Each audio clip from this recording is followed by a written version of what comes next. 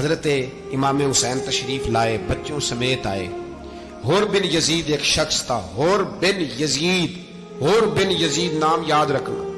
حور بن یزید ایک مختصر سا لشکر لے کے اس نے امام حسین کو ایک جگہ پہ روکا، پھر دوسری جگہ پہ روکا، بالآخر تیسری جگہ پہ روکا تو امام حسین نے فرمایا جگہ کون سی ہے؟ کہا حضور کرب و بلا۔ فرمایا بس یہی خیمے لگا دو، یہی۔ حضرت سیدہ زینب نے پوچھا امام حسین سے کہ سارے زمانے نے روکا ہے، ٹھیک ہے آپ حق پہ ہیں، یہ بھی سب نے کہا ہے آپ حق پہ ہیں، پر روکا بھی سب نے، آپ روکے کیوں نہیں؟ تو ابن کثیر اور ابن اسیر لکھتے ہیں کہ امام حسین رو پڑے، کہنے لگے بہن میں رک جاتا پر میں نے رات کو نانا مصطفیٰ کو خواب میں دیکھا ہے۔ تو حضور نے فرمایا حسین اگر آج یہ رواج پڑ گیا نا یزید جیسے لوگوں کا تو قیامت تک پڑا رہے گا، پھر لوگ کہیں گے کوئی نکلا نہیں تھا تو ہمیں بھی نکلنا، پھر لوگ ظالموں کے سامنے گردنیں جھکانے کے عادی ہو جائیں۔ میں کہتا رہتا ہوں، کہہ رہا ہوں، کربلا کی جنگ کفر اسلام کی جنگ نہیں، کفر اسلام کی جنگ نہیں کربلا کی، کیونکہ یزید تو بڑا پکا نمازی تھا، خطبہ دیتا تھا وہ تو۔ جب امام حسین رضی اللہ تعالیٰ عنہ نے کربلا کے میدان میں جمعے کا دن تھا تو یزید کے سامنے کو بات کرنی شروع کی عمر بن سعد کے سامنے، تو عمر بن سعد کہنے لگا حسین زیادہ باتیں نہ کر، ہمارا جمعہ لیٹ ہو رہا ہے، جنگ کے لیے تیار ہو، فٹافٹ آ۔ اہل بیت نبوت کو قتل کریں گے اور قتل کے بعد پھر نماز پڑھیں گے اور پھر کہیں گے اللہم صلی علی محمد وعلی آل محمد، اسی نماز میں پھر درود بھی پڑھیں گے۔ یہ کیسا مرتبہ ہے، کیسا انداز ہے، دوستی قاتل سے بھی مقتول سے یارانہ بھی۔ حور بن یزید امام حسین سے کہنے لگا مجھے حکم ہے آپ کو روکنے کا، آپ آگے نہیں جا سکتے۔ امام صاحب نے فرمایا وجہ؟ زمین اللہ کی ہے۔ اس نے کہا آپ بیعت نہیں کر رہے، یزید کی حالات آپ کے حق میں درست نہیں ہیں، آپ نہیں جائیں گے۔ امام روک گئے۔ ظہر کی نماز کا وقت ہوا تو حضرت علی اکبر امام حسین کے بڑے صاحبزادے انہوں نے اذان ظہر پڑھی تو حور بن یزید کے لشکر نے امام حسین کے پیچھے نماز ادا کی۔ کہا بھئی تم مقابلے میں آئے ہو، نماز پیچھے پڑھتے ہو؟ کہا حضور مقابلہ تو تلواروں سے کر رہے ہیں پر ہمارا دل تو مانتا ہے نا کہ مصطفیٰ کا نواسہ بڑی شان والا ہے۔ حور بن یزید نے 3 نمازیں لشکر سمیت امام حسین کے پیچھے پڑھی ہیں، 3 نمازیں، ظہر اثر اور مغرب۔ پھر امام حسین کے سامنے شرائط پیش کی کہ آپ کو یہاں گھیر لیا گیا ہے، یہاں آپ بیعت کریں گے، یہاں آپ جنگ کریں گے، 2 ہی باتیں۔ امام حسین نے فرمایا نہیں بھائی بیعت تو میں نہیں کرتا، اس کے علاوہ تم جو کہتے ہو میں کرنے کو تیار ہوں۔ اس نے خط لکھا، عبید اللہ ابن زیاد کو ایک بندہ دوڑایا پیچھے، کوفے چند میل پہ کوفہ تھا، کہا وہ نہیں مان رہے، کیا کرنا ہے؟ تو حسین ابن علی ہے، میں زیادہ دیر انہیں روک بھی نہیں سکتا۔ انہوں نے پیغام دیا حور بن یزید کو کہ کرنا کچھ بھی نہیں، ان کا پانی بند کر دو، بلیک میل کرو، کھانا پانی نہیں ملے گا، چھوٹے چھوٹے بچے ہیں، خود ہی مان جائیں گے۔ حضرت امام علی مقام کے بارے میں حور کے پاس جب یہ پیغام آیا تو حور کہنے لگا میری طبیعت نہیں مانتی حسین پر پانی بند کروں، دل نہیں مانتا۔ جب یہ لفظ کہے نا دوبارہ تو پھر عبید اللہ ابن زیاد نے عمر بن سعد کو 10,000 آدمی دے کے بھیجا، کہا حور بن یزید لچک دکھا رہا ہے حسین کے حق میں۔ ایک رے کا علاقہ تھا، بڑی وہاں فصل ہوتی تھی، لوگ کوشش کرتے تھے وہاں کا گورنر بننے کی، کوشش کرتے تھے۔ تو عبید اللہ ابن زیاد کہنے لگا تمہیں رے کی گورنری ملے گی، سب سے سرسبز و شاداب علاقہ، تمہیں وہاں کا گورنر بنایا جائے گا اگر حسین کے خلاف لڑو گے۔ یہ اتنی زبردست ہوتی ہیں گورنریاں کہ گورنریوں کے لیے لوگ نسل رسول کے خلاف بھی نکل آتے ہیں، یہ اتنی تگڑی ہوتی ہیں، اتنی جلدی وفاداریاں بدلتی ہیں۔ امام حسین کو روک لیا گیا، عمر بن سعد نے روک لیا۔ 1 محرم کو امام آئے، 7 محرم تا روکا گیا، 7 محرم کو پانی بند کر دیا۔ جانور پانی پیتے تھے، گھوڑے پیتے تھے، کتے پیتے تھے، لیکن مصطفیٰ کے گھرانے کو پانی پینے کی اجازت 3 دن تک پانی بند رہا۔ 9 محرم کو عمر بن سعد نے اور لوگ بلائے۔ شمر ایک بڑا سخت آدمی تھا، سنگ دل بدبخت، جس نے حضرت علی اصغر کے گلے پر تیر مارا تھا، وہ اور لشکر لے کے آیا۔ رات کو کہنے لگا امام حسین رضی اللہ تعالیٰ عنہ سے کہ بس بڑا ہو گیا، یہ 9-10 محرم کی درمیانی رات، یا آپ جنگ کریں گے یا آپ بیعت کریں گے، 2 ہی باتیں۔ امام حسین اندر گئے، سیدہ زینب سے مشورہ کیا، باہر آئے، فرمایا بات وہی ہے جو پہلے دن والی ہے۔ او بھائی بچے ساتھ ہو، सहरा का इलाका हो, तपती हुई रेत हो, इतने कठिन और सख्त हालात, चारों जानब मौत ही मौत, दूर दूर तक अपनों का नामो निशान कोई नहीं, और अकेले फैसला करने वाले इमाम हुसैन, बाकी सारे बच्चे हैं या औरतें, सारे बड़े अकेले। इमाम हुसैन रज़ी अल्लाह ताला अन्हु ने फरमाया, भाई बैत तो मैं नहीं करता, बाकी जो तुम्हारा प्रोग्राम है। शिमर और इब्ने साद कहने लगे फिर जंग के लिए तैयार हो जाएं। क्या अंदाज है इमाम हुसैन का। फरमाने लगे कल जंग करूंगा, मुझे पता तो है जंग का नतीजा क्या निकलना है, एक रात मुझे दे दो ताकि मैं खुल के अपने रब की इबादत तो कर लूं।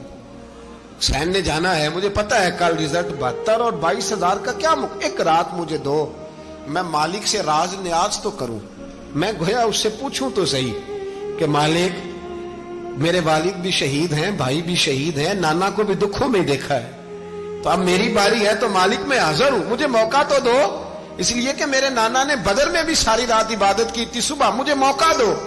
और दुनिया का उसूल है जब कोई मौका मांगता है तो दिया जाता है। ये दोनों कहने लगे कोई मौका नहीं। हुर बिन यजीद पीछे से बोला, कहने लगा नहीं, बदतमीजी ना करो, हुसैन को मौका दो, तुम्हें देना पड़ेगा। मौका दिया। हुर बिन यजीद ने फिर मिन्नत की, कहा हुजूर आप मेहरबानी करें मान जाएं। फरमाया मानने वाला खाता कोई नहीं। फरमाया मानने वाला खाता, बोलिए मानने वाला खाता, ये बड़ा मुश्किल काम है भाई। जमीर का सौदा अब तो आम हो गया, बाजार लगते हैं, रेट लगते हैं, अपनी अपनी चाहतों पे लोगों ने अपने अपने अंदाज सजाए हुए। कोई आदमी बस अच्छे तरीके से नाम ले ले तो बस हम उसके पीछे चल जाते हैं। अब तो आम हो गया ये मामला। इमाम हुसैन ने फरमाया हो ही नहीं सकता, मुमकिन ही नहीं है। सारी रात इबादत में गुजरी, रियाजत में गुजरी। तहज्जुद का वक्त हुआ तो घर वालों को बुलाया, फरमाया देखना तुम्हारी सी की आवाज ना बाहर आए, खबरदार सी की आवाज ना आए। और इमाम ज़ैनुल आबिदीन से फरमाया तू बीमार है, तू जिहाद नहीं करेगा, लेकिन ख्याल रखना पीछे। और बड़ी कीमती बात बता रहा हूं, हमारी बीवियां किसी के घर मैयत हो जाए तो 4 दिन बुखार नहीं उतरता। इमाम अली मकाम ने सैयदा ज़ैनब से फरमाया तू बड़ी है, मेरी बहन है, पीछे सारे बच्चे हैं, जवान हैं, इनके हौसले तेरी जिम्मेदारी हैं। सुबह जंग का तबल बजने लगा, फजर की नमाज पढ़ी, सूरज चढ़ा, 10 मुहर्रम का दिन, जुमे का वक्त। जनाब सैयदना इमाम हुसैन रज़ी अल्लाह ताला अन्हु ने रेत पर सजदे किए, लंबे सजदे, लंबी नमाज। सूरत शम्स की आयात दूसरी रकत में पढ़ी तो सारा करबला गूंजने लगा। क्या अंदाज़े तकल्लुम था इमाम अली मकाम का। नमाज मुकम्मल हुई तो हुर बिन यजीद, अमर बिन साद और शीमर से कहने लगे वाकई हुसैन से लड़ोगे, पता नहीं कौन है। कुल्ला असालुकुम अलैहि अजरन, तुमने नहीं पढ़ा, इल्लल मवद्दत फिल कुर्बा, तुम्हारी आंखें बंद है। अल हसन वल हुसैन सय्यदु शबाब अहले जन्नह, तुम्हें नहीं पता। कहने लगा चुप कर, हुकूमत नजर आ रही है। और बिन यजीद कहने लगे फिर मेरा भी फैसला सुनो, मुझे हुकूमत नहीं चाहिए, मुझे जन्नत चाहिए, हुकूमत नहीं चाहिए। इमाम हुसैन की पहली फतह देखें, और बिन यजीद एड़ी लगा के ना यजीद के लश्कर से निकल के इमाम हुसैन के लश्कर में शामिल हो गया। और पहला शख्स जिसने इमाम हुसैन को रोका, इमाम हुसैन के नाम पर पहला सर भी इसी शख्स ने कटाया है। लेकिन यजीद की कब्र पे लानत भी कोई नहीं बरसाता, उसका महल था बहुत बड़ा। लेकिन जब लोग करबला में इमाम हुसैन को सलाम करने जाते हैं तो कदमों में हुर बिन यजीद का मजार भी बना हुआ है, उसको भी सलामी दी जाती है। और अब हम अकेला हुर बिन यजीद नहीं कहते, हम कहते हैं हुर बिन यजीद रदी अल्लाह ताला। अब हम इतनी ताजीम करते हैं उस हुर की। जनाबे इमाम हुसैन को मैदान में खड़ा किया गया, जिहाद का तबल बजा, पहले खुद्दाम आए। और सुन लो, आज वो पता नहीं बाजारी से लोग चढ़ गए स्टेजों पे, बाजारी से, ना चेहरे पे दाढ़ी है, ना सर पे कोई कपड़ा है, बाजारी लोग हैं, भाग रहे हैं, बाजू चढ़ाए हुए हैं, बटन खोले हुए हैं, तमाशा बना दिया। सुनने वालों का भी अल्लाह ही हाफिज है। वो स्टेज पे ये अहले बैत की शान बयान करता है, भाग के उधर जाता है, ये कोई तरीका है। सुनने वालों का भी अजीब अंदाज है, हर बंदे को सुनने बैठ जाते हैं। दीन मुहज्जब है, तहजीब वाला है, दलाइल रखता है, दीन वकार रखता है, ऐसे लोग अब दीन बयान करेंगे। हजरत सैयदना इमाम हुसैन रज़ी अल्लाह ताला अन्हु सुबह जब जिहाद का वक्त आया, पता है कौन कौन थे करबला में? امام حسین کے ساتھ امام حسین کے 4 بھائی تھے کربلا میں. کتنے؟ بول کے بتائیں. حضرت علی کے 4 بیٹے، عباس بن علی جن کو حضرت عباس کہا جاتا ہے نا، علمدار، یہ حضرت علی کی دوسری زوجہ میں سے. عباس بن علی بھی تھے اور ابو بکر بن علی بھی تھے، عمر بن علی بھی تھے، عثمان بن، یہ حضرت علی کے بچوں کے نام ہیں. یہ آپ کے شہزادے امام حسین کے ساتھ شہید ہوئے. ان کا نام صرف اس لیے نہیں لیا جاتا کہ ان کا نام خلفائے ثلاثہ کے نام پہ، حضرت علی نے اپنے یاروں کے نام پہ رکھا ہے تو تم نے کربلا کے میدان سے خارج کر دیا. یہ تینوں شہزادے حضرت جناب سیدنا امام حسین کے ساتھ تھے، یہ بھی شہید ہوئے. حضرت جناب زینب امام حسین کی سگی بہن ہے. ان کے 2 بچے تھے، اون و محمد. جب امام حسین میدان میں جانے لگے تو جناب زینب بچوں سے کہنے لگی، نہ پہلے بھائی نہیں جائے گا، پہلے بھانجے جائیں گے. 2 بچے شہید ہوئے. حضرت قاسم بن حسن امام حسن کے بیٹے تھے. وہ جب میدان میں جانے لگے تو امام حسین نے کہا، نہیں بھائی تو نہیں جائے گا، تو میرے بھائی کی نشانی ہے، میں جاؤں گا. تو حضرت قاسم بن حسن نے ایک تعویذ کھول کے دیا کہ ابا جی میرے والد نے کہا تھا جب بڑی مشکل آ جائے تو تعویذ کھول کے دیکھنا. تو آج بڑی مشکل آئی ہے تو میں نے تعویذ کھولا ہے، تو یہ دیکھیں کیا لکھا ہے. یہ تو رکا ہے، تعویذ ہے ہی نہیں. جب کھول کے دیکھا تو اس پہ لکھا تھا، قاسم اگر حسین پہ کوئی کڑا وقت آ جائے تو بیٹا کے آگے آگے رہنا، اگر کڑا وقت میرے بھائی پہ کبھی آ جائے نا، دیکھنا اس کے آگے آگے چلنا، اسے حسن کی کمی نہ محسوس ہو. پائیاں جہاں ساک نہیں کوئی جے وچ خار نہ ہوئے. سیدنا امام حسین پہلی دفعہ کربلا میں اس وقت روئے جب یہ رکا. آپ نے دیکھا تو فرمایا ٹھیک ہے، اگر حسن کی یہ وصیت ہے تو میں نے زندگی میں اگر ان کی ہر بات مانی ہے اب بھی مانوں گا، تمہیں اجازت ہے. جناب قاسم بن حسن 16 سال کا جوان جب میدان میں نکلے تو ہائے ہائے پتہ نہیں کہاں سے آ گئی ہے. امام قاسم بن حسن جب میدان میں نکلے تو تبری سے لے کر علامہ ابو الاسناد صاحب سب کو پڑھ کے تو دیکھو، 3 دن کی پیاس ہے، شدید آزمائش ہے، دکھ ہے، تکلیفیں ہیں، پھر بھی پہلی دفعہ جب میدان میں گئے ہیں واپس آئے ہیں 19 لوگوں کو قتل کر کے واپس آئے. 19 لوگوں کو ایک بار میں حضرت ایسے ہی تماشا بنا دیا. مظلوم تھے وہ تو رو رہے تھے. ہر مقرر یہ کہہ رہا ہے کہ وہ تو بار بار کہ ابا پانی مل جائے، پانی آ جائے، ترس گئے. خدا کا خوف کرو، یہ دلیر لوگ تھے. ان کی باتیں آج بھی پڑھ کے دلیری پیدا ہوتی ہے، دلیری پیدا ہوتی ہے، دلیری. سناؤ قصہ خیبر کو تمامی اپنے بچوں کو. علی کی داستان سن کے دلوں سے ڈر نکلتا ہے. علی کی داستان سن کے دلوں سے یہ جو بچے ڈر رہے ہیں نا، وہ چمگادڑ آ گئی، کاکروچ آ گیا، یہ خوف نکل جائے گا اگر حضرت قاسم بن حسن کی بات سنے گی. درجنوں لوگ آپ نے قتل کیے. ایک دفعہ آئے کہا چاچا یزید کا لشکر تو بڑا ہی بزدل ہے، اگر چند قطرے پانی میرے حلق سے گزرے تو میں سارے کاٹ کے لے آؤں گا آپ کے پاس، چند قطرے. لیکن تھوڑی دیر گزری، عمر بن سعد کہنے لگا اکیلے اکیلے جاؤ گے تو علی کا پوتا ہے، یہ سب کو مار دے گا، اکٹھے جاؤ. چاروں جانب سے تیر برسے. ایک تیر لگا آ کے گردن کے پیچھے، بس جناب سیدنا قاسم بن حسن گھوڑے سے نیچے گرے. تو جناب زینب حوصلہ کر کے آنسو سمیٹ کے کہنے لگی میں دیکھ رہی ہوں پردے کے پیچھے سے حسین میرے بھائی کا بیٹا گر گیا ہے، جا اسے اٹھا کے لا. حضرت امام حسین ان کو اٹھا کے لائے تو امام حسین نے سینے سے لگایا ہوا تھا تو ان کے پیر، ان کا قد لگتا تھا امام حسین سے زیادہ ہے. اٹھا کے لایا، لٹا دیا گیا. امام حسین کے اپنے بڑے بیٹے میدان میں نکلنے کو علی اکبر نام ہے. جب جن لوگوں نے حضور کو نہیں دیکھا تھا وہ جب کہتے نا ہم نے نبی پاک کا دیدار نہیں کیا تو بتاؤ کس طرح کے تھے، تو بتایا جاتا تھا کہ جناب علی اکبر کا دیدار کرو، ہم شبیہ مصطفیٰ. اور جب وہ گلیوں میں نکلتے تھے تو عورتیں چھتوں پہ چڑھ جاتی تھی. جناب علی اکبر رضی اللہ تعالیٰ عنہ تلوار لے کے میدان میں نکلے. جوان بیٹے دینے بڑے مشکل. او یارو رٹا کیا ہے یہ تو بتاؤ کہ ظالم آدمی حکمران ہے. یار یہ رٹا ہے، ایک ظالم کا رستہ روکنا ہے. اس رٹے کے لیے ہم شبیہ مصطفیٰ جناب سیدنا امام علی اکبر میدان میں نکلے. بڑے لوگ مارے، بڑے.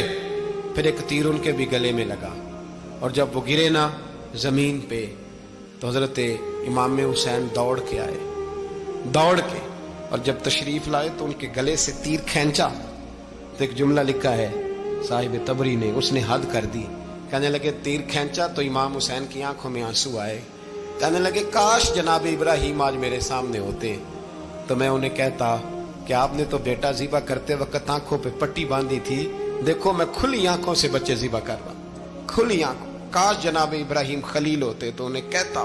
جناب علی اکبر بھی شہید ہوئے، حضرت علی اصغر کو تو اچانک اٹھایا تھا امام حسین، باہر نکلے تو گردن پہ تیر لگا تو 6 مہینے کا بچہ وہ بھی شہید ہوا، خون اچھالا آسمان کی طرف تو کہا مولا دیکھ لے میں نے 6 مہینے والا بھی نہیں بچایا، وہ بھی دے دیا ہے۔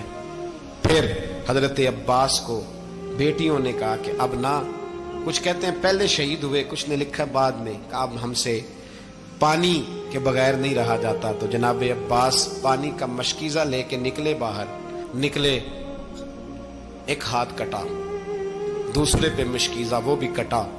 دیکھ لو میں پس منظر پہ ہوں ابھی تک، میں بتا رہا ہوں کہ جہاد کس کے خلاف تھا؟ ظالم حکمران کے خلاف، ظالم کافر کے خلاف نہیں، مشرک کے خلاف نہیں۔ حضرت امام حسین رضی اللہ تعالیٰ عنہ نے ہر جگہ ایک ہی بات کی کہ یزید شرابی ہے تو بچے کٹوا دوں گا، شرابی کو ووٹ، یہ ایک نہیں، ہر کتاب میں یہی لکھا، ہر کتاب میں، اور ہر مسلک کی کتاب۔ یزید چونکہ مجرے دیکھتا ہے، رنڈیوں کا ناچ دیکھتا ہے، بچے کٹوا دوں گا، اس کے ہاتھ میں ہاتھ۔ امام حسین نے فرمایا چونکہ اللہ کی حدوں کو توڑتا ہے، حقوق اللہ پامال کرتا ہے، حدود اللہ، بچے کٹوا دوں گا لیکن اس کے ہاتھ میں ہاتھ۔ سارا دن خود مجرا دیکھنا اور 10 محرم کو 2 دیگیں پکا کے حسینی بن جانا، سارا سال خود گند مند کرنا، شرابیوں کے ساتھ رہنا اور 10 محرم کو 2 آنسو بہا کے یاد رکھنا۔ میں ہمیشہ کہتا ہوں، پھر کہہ رہا ہوں، جس کے موبائل میں گندے گانے ہیں، گند دیکھتا ہے، شرابی کبابی کا سپورٹر ہے، ووٹر ہے، یا مجرے دیکھتا ہے آتا جاتا ہے، وہ یاد رکھے قیامت میں امام حسین کا ہاتھ ہوگا، اس کا گریبان ہوگا۔ ہم سے نہ رقم ہوں گے قصیدے یزید کے، ہم لوگ تو حسین کے سیرت نگار۔ حضرت عباس بازو کٹا، پھر پانی تو بھر لیا تھا، لا نہ سکے، پھر گردن کٹی تو شہید ہوئے۔ بچوں کی بھی شہادت ہوئی، پر جب ان کا لاشا اٹھایا تو امام حسین کہنے لگے مولا اب نہ حسین کی کمر کمزور ہو گئی ہے، اب کمزور ہو، اور بھائی ایک میت ہو جائے تو 4-5 دن تو پوری آنکھیں نہیں کھلتی، کیسا جری خاندان ہے۔ تھوڑی دیر گزری تو امام علی مقام نے پٹکا باندھا، سر پہ دستار باندھی، مولا علی کی تلوار پکڑی، نبی پاک کا امامہ باندھا اور گھوڑے پہ سوار ہوئے تو کہنے لگے زینب گھر تیرے حوالے اور میں اللہ کے حوالے، گھر تیرے حوالے اور میں۔ اور پھر امام حسین نکلے، امام علی مقام نکلے۔ راوی کہتے ہیں کہ یہ جلوہ پہلے بھی بڑے سونے تھے، پر آج جو رنگ دیکھا وہ کبھی نہیں دیکھا۔ کیا انداز تھا، جدھر جاتے نعرہ لگاتے تو حد ہو جاتے۔ اتنے لوگ امام حسین نے کاٹے، اتنے کاٹے، پھر واپس پلٹ کے آئے اور کہنے لگے زینب ذرا پردے کے پیچھے سے دیکھ تو صحیح میری بہن، ان بزدلوں کو جرت ہی نہیں ہو رہی حسین کے مقابلے میں آنے، ایک دوسرے کو دھکا دیتے، تو جا تو جا، پھر اکٹھے وار ہوئے۔ یہ کون ہے کٹا ہوا، لباس ہے پھٹا ہوا، یہ بال یقین حسین ہے، نبی کا نور عین ہے۔ پھر چاروں جانب سے تیر برسے تو امام علی مقام چونکہ نماز کا وقت ہو گیا تھا، اترے گھوڑے سے، خون بہ رہا تھا، گرم ترین ریت سے تیمم کیا، سر سجدے میں رکھا، اور جب شمر آپ کی گردن کاٹنے لگا تو کہنے لگے ٹھہر جا ذرا رب سے ایک بات کر لینے دے۔ اور پھر بولے امام حسین، کہنے لگے مالک تو اب بتا کہ حسین سے راضی ہے کہ ناراض ہے، تو بتا۔ تو پھر ایک آواز آئی، یا ایتھا النفس مطمئنہ ارجعی الی ربک راضیۃ مرضیہ، فرمایا نفس مطمئنہ واپس آ جا، تو اللہ سے راضی ہے، اللہ تجھ سے راضی۔ امام حسین وہاں شہید ہو گئے۔ اب یہ قافلہ امام حسین کا سر کاٹ، ذرا دیکھنا غور کرنا، سر کاٹ کے نیزے پہ رکھا ہے، جسم کربلا میں پڑا ہے، عورتوں کو گھوڑوں پہ بٹھا کے لے جایا گیا یزید کے دربار میں۔ یزید پہلے عبید اللہ ابن زیاد نے بدتمیزی کی، پھر یزید نے کی۔ سعودی عرب کا ایک مولوی بول رہا تھا، سعودی عرب کا، ان سے بھی بڑا عشق ہے، جس نے تقریر سننی ہو میرے پاس ہے۔ ہمیں لوگ مشورے دیتے ہیں کہ جو یزید کو اچھا کہے اور حسین کو باغی کہے اس کو ہم امام مان لیں۔ اس بے شرم بے حیا کو جو نبی پاک کے گھرانے کے بارے میں بکے اسے امام سعودی عرب میں مسجد نبی میں درس دینے والا جس نے تقریر سننی ہو میرے پاس ہے. وہ کہتا ہے یزید تو بڑا اچھا آدمی تھا, اس نے تو بڑی خدمت کی, تو میں نے اسے کہا رشتہ داری کر لیا یزید کے ساتھ, قریب ہو جا. شرم نہیں آتی؟ آج بھی نبی پاک کا دل دکھاتے ہو, حیا نہیں آتی, خیال نہیں آتا. اور لوگ گھر میں بیٹھ کے باتیں کرتے ہیں, کہتے ہیں جی جو بیت اللہ میں ہو وہ بھی برا ہو سکتا ہے. بیت اللہ میں تو 360 بت بھی تھے, وہ اچھے تھے. مدینے میں تو 360 منافق بھی رہے, پوری سورہ منافقون نازل ہوئی, وہ اچھے تھے. عجیب تماشا بنا دیا لوگوں نے مذہب کا. کہتا ہے یزید نے تو بڑی وہ تو عبید اللہ ابن زیاد نے قتل کیا. بے شرمو, اگر عبید اللہ ابن زیاد نے بھی قتل کیا تھا تو حکومت کس کی تھی؟ تو پھر یزید نے عبید اللہ ابن زیاد کو سزا کیوں نہیں دی, بلکہ ایک جگہ 2 گورنریاں دی اس کو؟ یہ حال کیا. بلکہ سنو کہ یزید چھڑیاں مار رہا تھا, چھڑیاں. امام حسین کے لبوں پہ تو نعمان بن بشیر صحابی تھے, بول پڑے, کہنے لگے او یزید بدبخت, ہاتھ پیچھے اٹھا, مجھے اللہ کی عزت کی قسم میں نے سینکڑوں بار نبی پاک کو ان ہونٹوں کو چومتے دیکھا ہے. حضرت جناب زینب عورتوں کے مجمع میں پیچھے ہو کے بیٹھی ہیں. یزید کے پاس جب پہنچا لشکر تو یزید کہنے لگا دیکھو اللہ نے مجھے عزت دی اور میرے مخالفوں کا کیا حال ہوا. تو بی بی زینب بول پڑی, اتنے صدمے سہے پر آواز توانا ہے, جاندار ہے, جاندار. ہمارا کسی بندے سے جائیداد کا رٹا نہیں, ہم تو چاہتے ہیں امت اکٹھی ہو جائے, لیکن جو بندہ نبی پاک کی ماں کو دوزخی کہے, حضور کے باپ کو جہنمی کہے, یزید کو امیر المومنین کہے, اس کے ساتھ اتفاق رائے کر لیا جائے, یہ مذہب ہماری سمجھ میں نہیں آتا, بالکل نہیں آتا, قطعاً نہیں ہماری سمجھ میں آتا. کیسے اتحاد کر لیا جائے؟ یہاں تو میرے بھائی جو ہمارے ابا کا مخالف ہو اس سے اتحاد نہیں ہوتا, اور جو نبی پاک کے والد کو دوزخی کہے اس سے اتحاد ہو جائے. کہتے ہیں جی وہ جی اتنی فرقہ واریت ہو گئی, ہم کس مسجد میں جائیں؟ 60 پارٹیاں پاکستان میں رجسٹرڈ ہیں جو الیکشن لڑتی ہیں. کبھی کسی بندے کو ٹینشن نہیں ہوئی کہ کس کے پاس جائیں کس کے پاس نہ جائیں, کبھی نہیں کو بولا کہ اب وہ بھی کھڑا ہو گیا, وہ بھی, کوئی ٹینشن نہیں. مذہب کی باری ٹینشن ہو جاتی ہے. اتنا بڑا مذہب ہوتا ہے بھائی, غلط بندے بھی آ جاتے ہیں بیچ میں, تھوڑا پہچان کے چلنا پڑتا ہے صحیح کون ہے اور غلط. اور یہی تو ہمیں امام حسین نے بتایا ہے کہ مذہب کے اندر ہی تم نے شناخت کرنی ہے کہ بندہ ٹھیک کون ہے اور بندہ غلط. یہی تو کربلا ہے, یہی تو امام حسین نے بتایا, کفر اسلام نہیں, حق اور باطل.